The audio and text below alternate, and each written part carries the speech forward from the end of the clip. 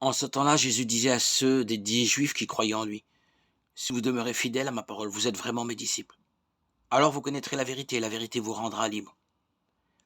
Ils lui répliquèrent, nous sommes la descendance d'Abraham, et nous n'avons jamais été les esclaves de personne. Comment peux-tu dire, vous deviendrez libres? Jésus leur répondit, amen, amen, je vous le dis, qui commet le péché est esclave du péché. L'esclave ne demeure pas pour toujours dans la maison, le Fils, lui, y demeure pour toujours. Si donc le Fils vous rend libre réellement, vous serez libre. Je sais bien que vous êtes la descendance d'Abraham, et pourtant vous cherchez à me tuer, parce que ma parole ne trouve pas sa place en vous. Je dis ce que moi j'ai vu auprès de mon Père, et vous aussi. Vous faites ce que vous avez entendu chez votre Père. Ils lui répliquèrent, notre Père c'est Abraham.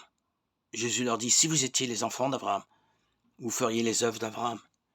Mais maintenant vous cherchez à me tuer, moi, un homme qui vous ai dit la vérité que j'ai entendue de Dieu.